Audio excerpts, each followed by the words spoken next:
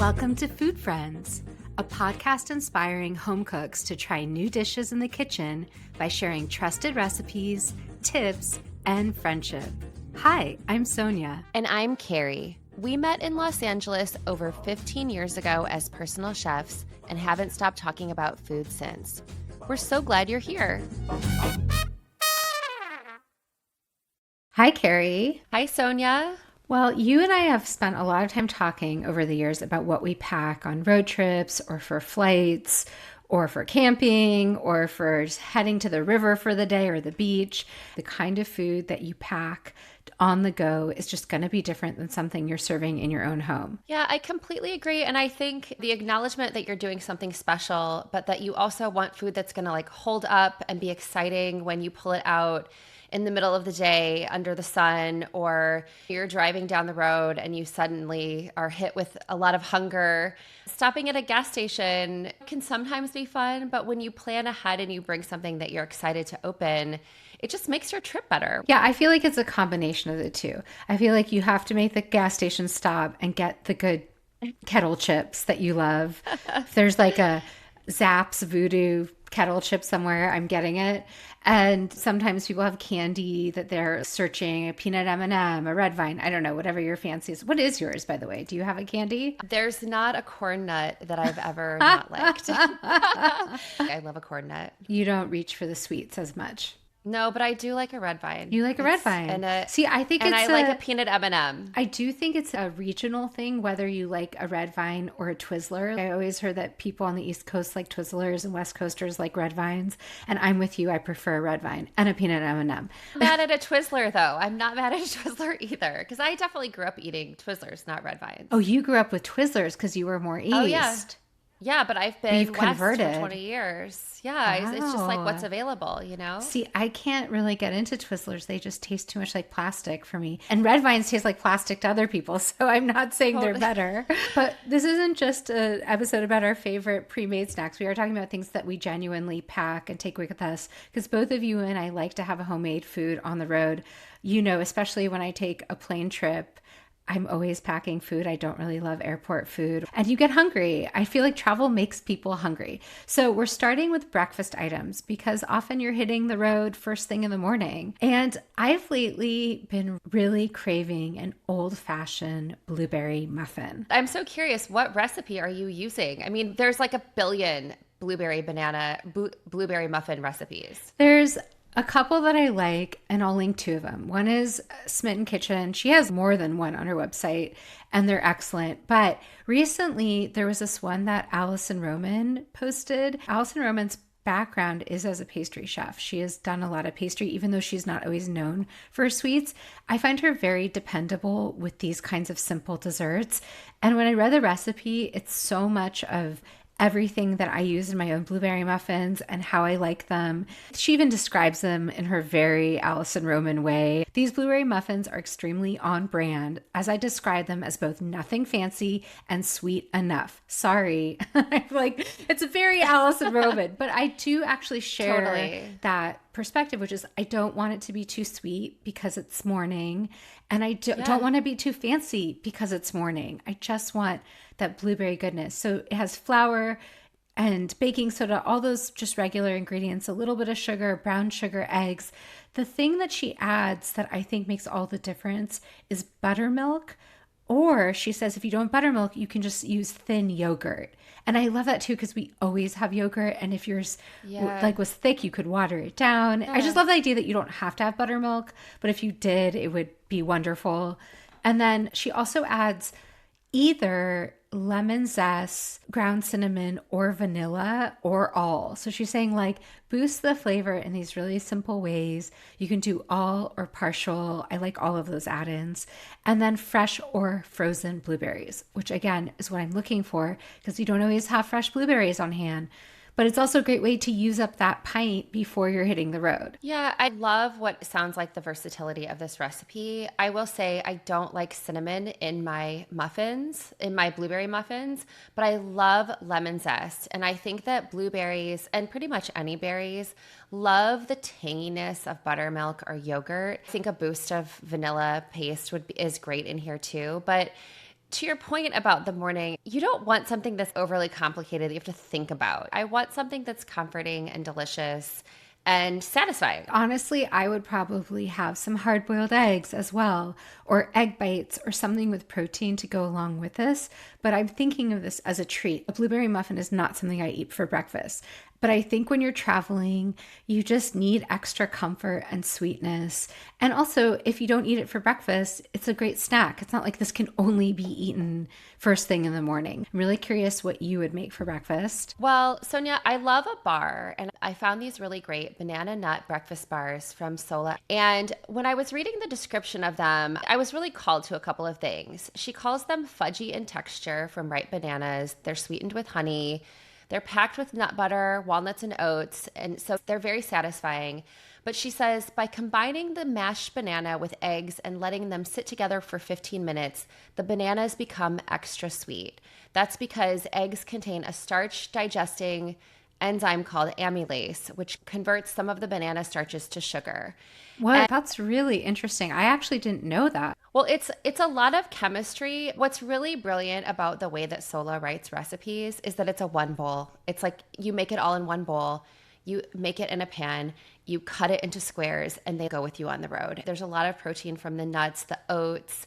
It's very comforting. And at first I was like, wow, why does this take an hour? And that's part of why it takes an hour is because you let them sit for 15 minutes. So it's actually very unfussy. You mash the bananas with a fork, you add the eggs, you let them sit aside, you turn on your oven, you grease a pan, and then you add olive oil, peanut butter, honey, salt, cinnamon, and vanilla. I would leave the cinnamon out myself. We're learning cinnamon in the fruit category is not your thing, unless it's apple. I don't like them together. Yeah. I agree with you about the blueberry, but I actually would like it here. I mean, my son would probably love it too. I think it's a really interesting tip though, beyond just this recipe, because there's so many recipes that are like those 2-ingredient banana pancakes, or there's all these sugar-free alternatives that use bananas in baking in place of sugar, or they'll use applesauce in place of egg. And I have never realized that if you just let that egg and that banana sit, you're going to get it to be sweeter naturally. That's really, really interesting. And I feel like it could be applied to future banana baking. Yeah, I think that's a great tip to remember. And also, when we interviewed Zoe Francois on an episode, she said that she always has bananas in her house. And she's like, I always have many bananas at many different stages of ripeness. And when you're baking, I think it's worth remembering that you really want bananas that at least have some brown on them, some brown spots. I think I took that conversation as permission to just constantly have bananas at my house now. And we use them in smoothies. I use them in baking. When they get too dark and I don't have anything to do with them, I stick them in the freezer so they're ready to go in a smoothie. You know, they're kind of a miracle. It's so versatile and you can boost that sweetness. Yeah, I did recently see a recipe that uses green banana. It's called a green banana breakfast porridge, and I saw someone online making it, and it has fascinated me ever since. I have not yet tried it, but if I do, I'll tell you. So there is a use for bananas at every level of ripeness. Well, I love that, and you'll have to circle back on that recipe. Okay, so we have to talk about lunch because obviously that's a central meal when you're on the road or when you're on a plane trip. And I actually really do make this for plane trips. I've always packed lunches on plane trips. You know that. That's like one of my things. I know this, yes. Doesn't matter if they're serving food or not. I pack a lunch. I think this is my Slavic immigrant roots. Whenever you see people from the former Soviet Union or from Eastern Europe, if you see them on a train and you're in Europe, they often have like a spread of snacks. And I'm like, oh, those are my people. They've brought their food. And we always brought our food traveling, and I do the same. In fact, I think when Jonathan and I first started dating, we went on a trip and he just couldn't believe that I packed us a whole complete lunch. But one of the things that I genuinely pack is quinoa patties or quinoa cakes. And I first discovered this recipe a bajillion years ago. It's a Heidi Swanson recipe. She has a very famous website called 101 Cookbooks. She has wonderful vegetarian and vegan recipes. And this is one of her all-star standout recipes. I definitely modify it to make it my own, but I think if you do it exactly as she writes it, you're still going to have a great meal. So the thing about these is you can make them in a stovetop or you can make them in an oven. And while they do involve a few ingredients, they're not hard to make. They're so filling and nourishing, and you feel energized from them because it's quinoa, which is a complete protein. She has you add greens, which definitely feels healthful. There's some spices for flavor. And in her version, there's crumbled feta too, which adds for that sort of sharp zippiness and savoriness. And so it really feels like a complete meal in a little bite.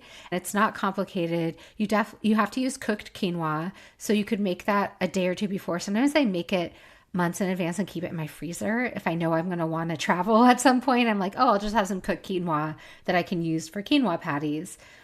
Sonia, I want to stop you here because this is something that I really love about you as a friend, because this is not the way I grew up. I didn't grow up taking food on planes. Like, we definitely got fast food if we went on a road trip. And so when I met you and you were like, oh yeah, I make these quinoa cakes and I take them with me. And I've seen people at the airport or on a plane or on a train, and they bring this, it feels so civilized to me. It's like you had the forethought to plan a really nice meal for yourself when you were en route.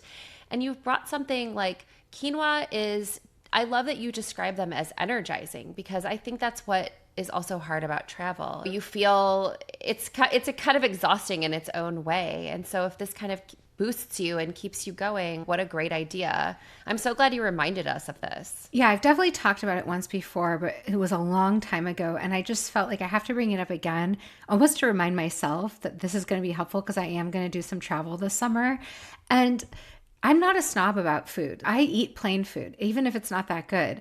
But also sometimes you're like waiting for your transportation after you get off the plane, or there's some awkward period of time where you're not given food. This is one of those things that fills the gaps, or it can be a complete meal. So what you do is you have your cooked quinoa, you have a lot of eggs, 5 eggs. That also adds protein and texture. Oh, great. And then you add salt. She has finely chopped fresh chives. Sometimes I use parsley. You can use whatever you want. She also adds fresh dill. I do think that's wonderful here. She does chopped kale. Sometimes I do chopped chard or collard greens or spinach. Don't always use kale. Onion, sometimes I do scallion, garlic, cumin. Sometimes I use whatever else, other spice I like. I use coriander sometimes instead of cumin. Baking powder, which also helps with their texture. She also has, you add breadcrumbs, which sometimes I skip. I mean, this is what I'm saying. They're going to be forgiving. I'm telling you all these swaps because you can follow it as is, or you can be kind of winging it. And feta, crumbled feta, that really is delicious, but I've made it without feta if someone doesn't eat dairy. And then you can either put them into patties and put them on a baking sheet at 400 and cook them through, flipping them once so they get browned up both sides. Or you can get out a big skillet, form them into little patties, and fry them off. They don't take long to cook in either preparation. And then you can put them in your refrigerator. You can freeze them in a single layer and then transfer them to a freezer bag. Don't you sometimes put them in muffin tins? Like, you can put them in mini muffin tins or larger muffin tins if you want them bigger. You don't have to even go through the process of forming them. Thank you for reminding me. See, this is why you have food friends. I absolutely made them in muffin tins all the time. Yes. I've made them with you in muffin tins. And even I've taken this mixture and put it in a casserole dish before and then cut it into squares if I really didn't want to bother with all the things. So there's basically dozens of ways to both make the filling and prepare it. That's why I love this recipe. That's why I think it's worth resharing. And it's good year round, but it's especially good in the summer. Yeah, I'm going on a road trip this week, so I might try to get this recipe cooked and ready to go so that when we leave in the morning, we can just pull them out of the fridge and take them with us. So Sonia, we're usually packing sandwiches, and I have to say a PB&J, peanut butter and jelly sandwich, is usually our family's go-to. And I came to visit you a couple years ago, and you made me one of the most epic peanut butter and jelly sandwiches I've ever had in my life. You packed me this beautiful meal when I was getting ready to leave. And I think one of the things that reminded me about how special something simple like that can be is if you buy a really good jam. I feel like it was a cherry jam, but I don't remember what it was. Could have been Marionberry, because that's one of my favorite not homemade jams. And I like you. I like a sandwich. Yes, I talked about quinoa cakes, but a good peanut butter sandwich is a staple for traveling. Yes. And so when we go on our road trip, I'm definitely making PB&J sandwiches, but I also found this really great recipe for a kale and avocado sandwich. What I love about it is that it has some of the similar ideas that you offered for the quinoa cakes. There's kale, there's avocado, there's a lightness about it too. It's not such a heavy lunch. This recipe actually comes from Sunset Magazine, and it was featured in an article about taking food when you go camping. So the idea that you would take lemons and avocado and kale and sort of just massage the kale, that you can have that out in the wilderness, that it will last. You also add Parmesan cheese to this. And in this case, you really want the Parmigiano Reggiano. And it's also a good reminder that that cheese is aged. So it actually doesn't need, at my Whole Foods, they just set it out on a table and you just pick it up. And so you can take that with you. If you make these sandwiches in the morning, even make them in the night before and take it with you, it really can last all day. This is so up my alley. I love a good avocado sandwich. And I also think, again, where can you put greens? Where can you put something that's nourishing with a little sharpness of cheese without anything that has mayo, so it's not going to go bad? Because the other kind of sandwich I often take on a plane is a turkey sandwich, but I'd rather make it homemade. But I always leave condiments off because you don't want it to get soggy. You don't want it to go bad. Mayo really needs to be kept cold if it's on a sandwich. Yes.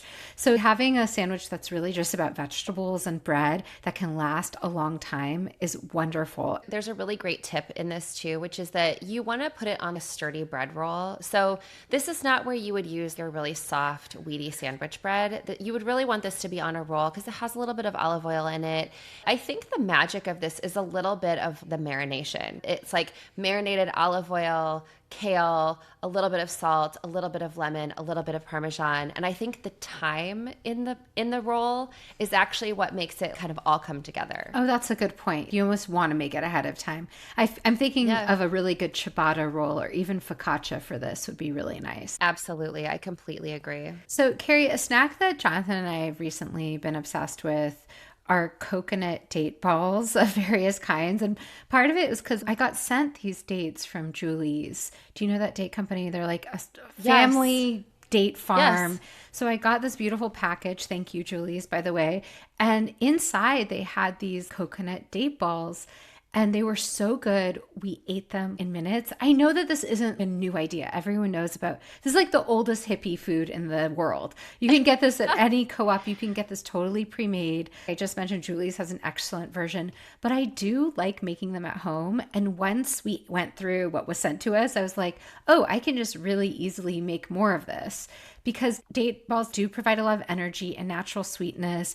And I love this recipe that I found from Feel Good Foodie. It's really simple. It's really similar to what I do. You take a bunch of medjool dates, and you want medjool dates because they're kind of meatier and softer. You don't want really dry, small dates.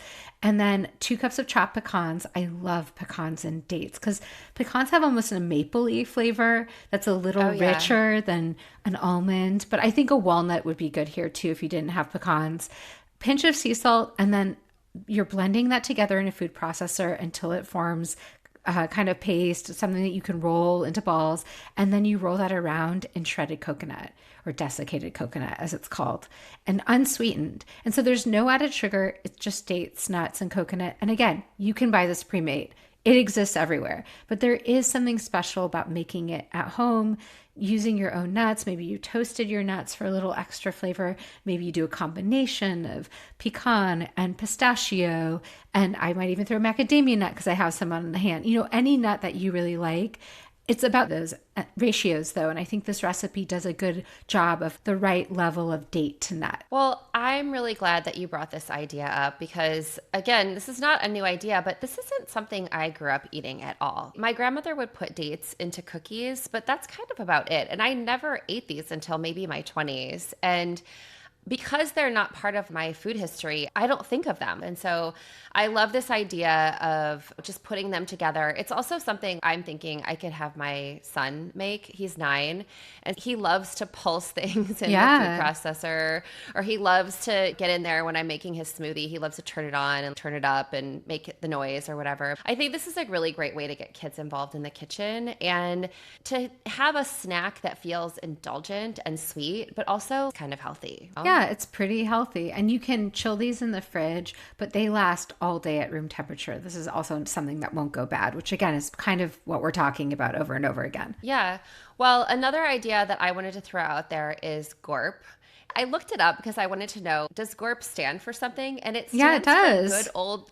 good old raisins and peanuts, That's which I right. don't know that I ever knew that. But basically means like a trail mix. You and I have made many trail mixes together. We had a trail mix bar at the retreat that we cooked for. We had so much fun putting together all the different ingredients, and we had them in jars, and then we let people make their own trail mixes. And so that's something that I think people forget, especially us home cooks who keep a pantry of different nuts, different seeds, different dried fruits, some chocolate chips or chocolate chunks. You've probably got what you need in your pantry to make some kind of really fun mix. But I did come across a really cool one that I really want to try, that I'm going to try for this next road trip. It's just called chickpea snack mix, but it's actually really smart in the way that you put it together. So it has roasted chickpeas, it has chocolate chips, it has dried cherries, and it has both pepitas and almonds. But what you do is you get your can of chickpeas and you rinse it and drain it and you dry it off, and then you just put it in a hot oven, so nothing on it, and you let it dry for about 10 minutes. Actually, I love this idea because you could use this for any recipe that you really want your chickpeas to be crispy. So 10 minutes in a hot oven, you let the chickpeas dry out a little bit, and then you add some oil, maple syrup, salt, and cinnamon to them, and then and smoked paprika, and you put them back in for another 10 minutes, and then you take them out again. I know it's a few steps, but it's not a lot of effort. You add some pepitas and almonds, you stick them in for another 10 minutes, and then you let all of that cool, and you mix it with your dried fruit, with your dried cherries and your chocolate chips or your chocolate chunks. This mix with the dark cherries and the green nuts, it's really beautiful. If you didn't have dried cherries, you could definitely use cranberry or maybe an apricot that's tangy, but adding a little bit of chocolate, you've got the protein from the nuts, the protein from the beans. I really want to try this recipe. I never think of roast chickpeas in sweet and savory dishes. I always think of them just on their own as a topping or a snack. And you can also buy pre-roasted chickpeas if you don't want to make your own. I love all the complexity here. Even the smoked paprika, I understand that with dried cherries and chocolate, how those actually could go together. I love that there's this really interesting mix of flavors and textures. I think that's what you're looking for in a trail mix. I honestly, truly remember the first time I had GORP. I was on a school field trip to Orcas Island. We were camping and we took a big hike. And at the top of the mountain, they gave us GORP. And I remember eating it and being like, this is the best thing I've ever eaten my entire life. There's something about peanuts and raisins together. Why did no one tell me? And it's so funny because it's truly one of those foods that brings a smile to my face. And I love that this is just like sort of a grown-up version of that. Yeah, I love that memory too, because it's like they've hiked you up this hill and then they just given you this amazing snack. And I think that's where those memories will often come from, where you're like, I was so hungry, and then someone handed me this amazing thing, and it just stuck in your mind. So I think we have to talk about a dessert item, something that you can pack up that might be a little bit better than store-bought candy, even though that's a fun thing to get on a road trip. And I was reminded of something that you introduced me to years ago when we were chefing retreats. And we talked about this before, but again, I think it's worth bringing up and reminding myself about. So I remember there was a lunch that we were making where all the people at the retreat were going out. I think they were spending the day outdoors. So they weren't going to eat lunch at the center as they had been the other days. And so you had designed a menu that could be easily a packed lunch. And for dessert, you had made these 3-ingredient peanut butter cookies. And I just didn't know about this recipe until you introduced me to it. Thank God you did, because now I make it all the time.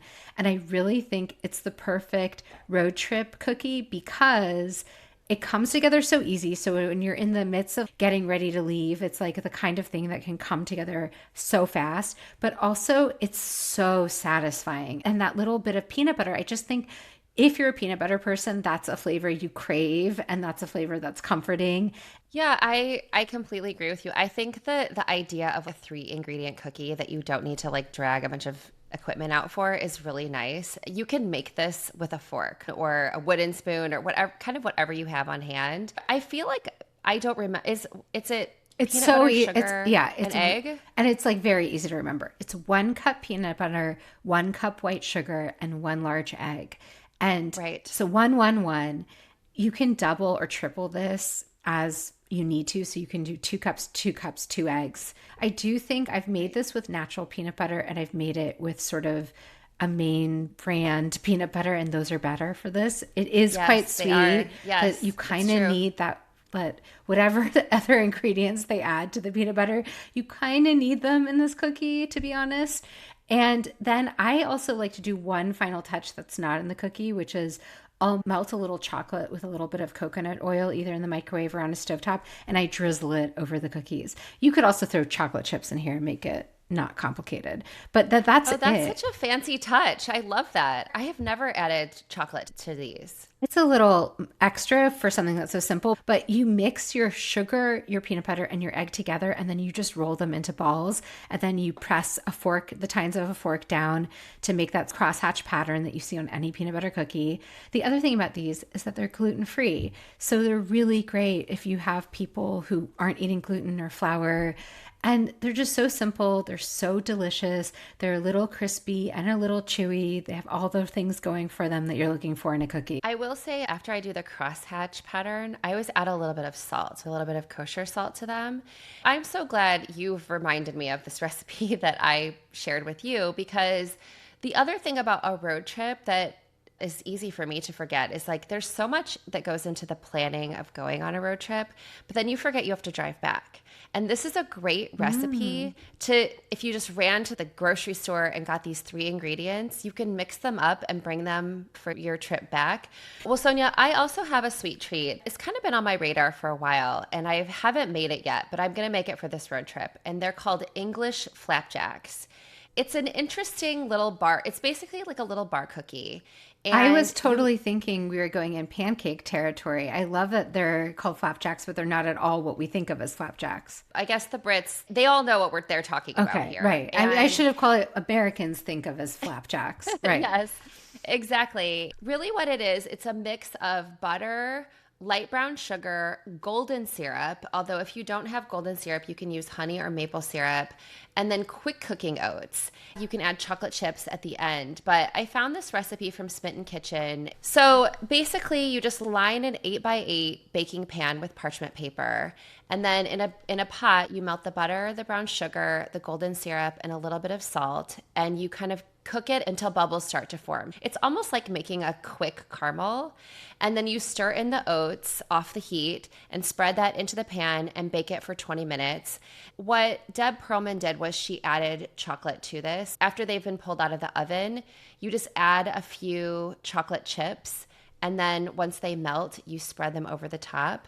You let them cool and you cut them into bars. It's like a chewy, sweet, slightly savory treat for the afternoon. It sounds like a British version of Rice Krispie treats too. I know it doesn't have marshmallow, but it's such a similar, it's like take a breakfast cereal, make a Yeah, little butter sweetened sauce, pour it over, stick it in the oven. you're exactly right. I didn't even think of that. It's really interesting, but I love that it uses oats and not Rice Krispies. I love how simple it sounds. I also love Deb's idea to add those chocolate chips on top and then let them melt in the residual heat of the bar and then spread it around. That's what you do with matzo toffee or saltine toffee, you know? Oh, You like make a caramel, you put it on your crackers, you stick in the oven, and then you put the chocolate on top just like this. It's a really easy technique so you don't have to make a ganache or dirty a second bowl. I love this idea. yeah. I just think if you're in a car or you're on a plane, you're in transit, something that's shaped like a bar, it's just easy to get around and it's not falling apart. This is just like a nice sweet treat in the middle of the afternoon. I'm definitely going to try this. Well, the last thing I just want to bring up is beverages, because certainly you can get plenty of beverages on the road, especially on a road trip or on a plane. But actually, last year we went out on the river. Our friends rented a pontoon. If you've never been on a pontoon, Oh, it's like one of the I best love a things, right? pontoon. It's so fun. Totally. Love So a fun. pontoon. And I was bringing snacks. Everyone was bringing snacks. We were going to be out on the river all day, and it was a hot day. And I, in the summer, start making watermelon slushies. often, because what happens is you get a giant watermelon and you have leftover and you can't eat the whole watermelon maybe, or it's not a great watermelon and you're like, what do I do with it? If it's either not a great watermelon or I just have too much of it, I cut it into cubes and I freeze it. And then later I make slushies. And sometimes I make them non-alcoholic and sometimes I make them alcoholic, like add a little tequila and then it's almost a watermelon margarita.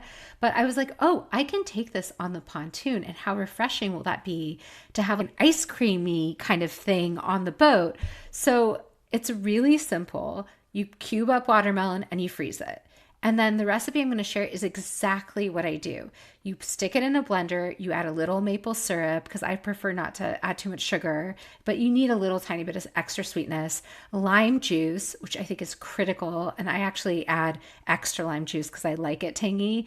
And then the recipe calls for fresh mint or basil. I love the idea of that. I've done mint for sure, and that's nice.